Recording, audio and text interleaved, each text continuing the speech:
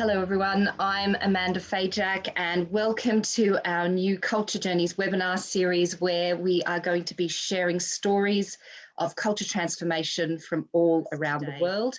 So for our first in this webinar series, we're heading to Astro in Malaysia. And I'm absolutely delighted to have with us Gavin Baxter, who is Director of People and Workplace, who I've had the absolute pleasure of working with for the past 18 months. Welcome, Gavin, to our webinar. Okay, hi everyone. Good morning, afternoon, evening. Yes. Excellent. So Gavin has 16 plus years of experience in HR and learning and brings a great amount of experience also in technology and media. And we are going to be talking, Gavin, today about Astro and about the experience you've had there on the culture transformation journey. But I'm really conscious that although it's an incredibly well-known brand in Malaysia, not many people would know Astro here outside of Malaysia. So we're just going to play a really quick video to introduce everyone and get you to say a few words about the company.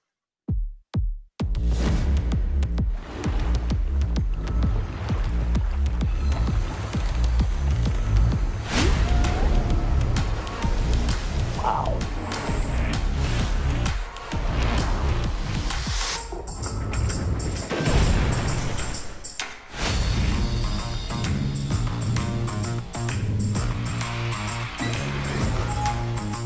Super one.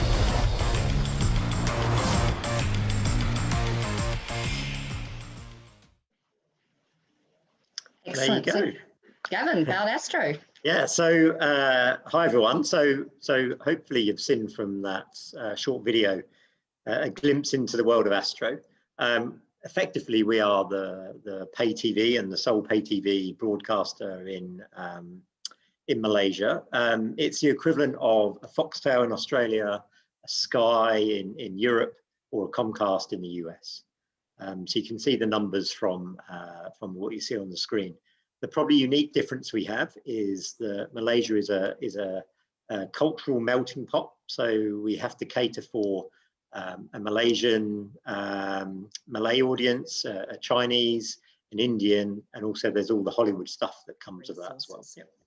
Fantastic. So Gavin, just kind of going back in time a little bit, you reached out to me around about 2 years ago now. You had just moved to Malaysia and started at Astro, and you said, look, we really need to do some work on culture.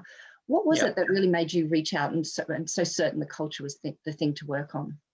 I think if I remember it, first of all, it was a matter of urgency. I think the first day in my job, there was also a leadership change in Astro. So we had a new CEO.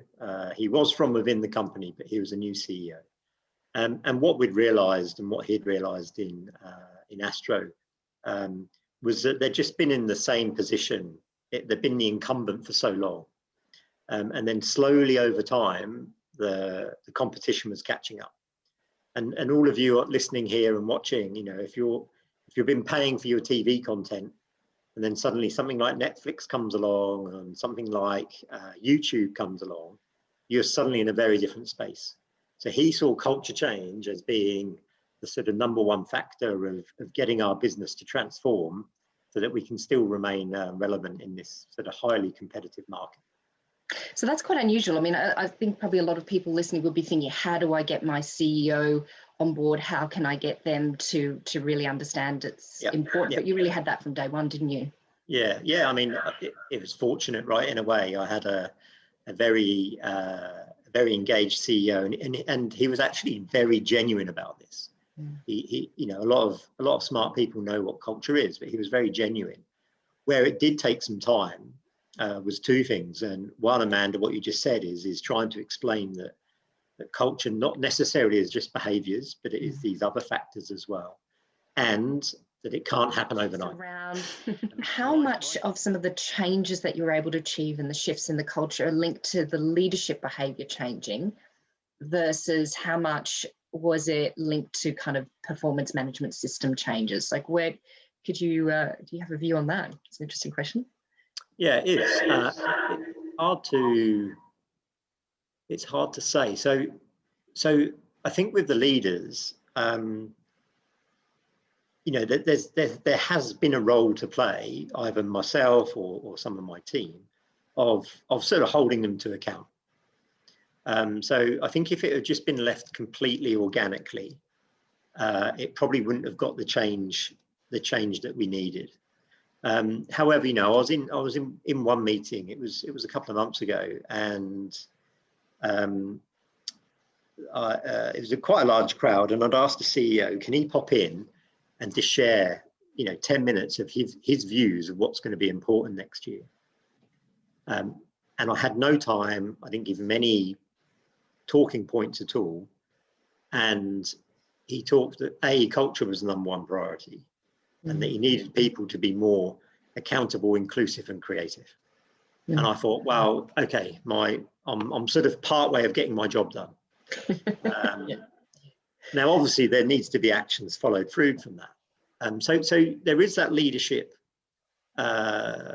push factor that's still happening, but I don't think that's enough on its own. So I think we've had to do some of the system changes as well. And I think, you know, to the person that asked the question as well, I think putting the culture champions into the ground and doing a sort of bottom-up approach has helped keep the foot on the pedal and keep driving this as well.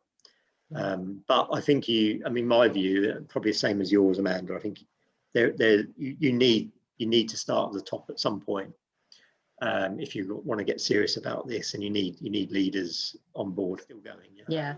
So can I talk a little bit about it's a question about your team, because I think a number of people who are looking to shift their culture or working on it now are often thinking about, who do I need around me? What kind of people do you need in the team to work on culture? What makes it work? Have you got any advice in that regard? Yeah.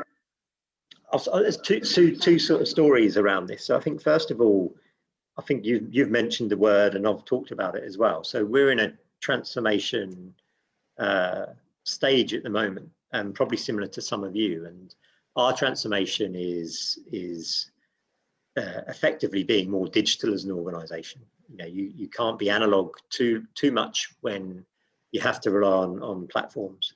And plus, you know, as most of you know, when you've got a lot of other competitors in your space, you need to transform. So transformation for some people is hugely energetic, energizing, brings opportunity and change. And for others, it brings dread and fear. So as we look at the business and look at the areas you want to transform, we actually have a specific transformation people lead role. So we created a role that we've placed into the transformation office.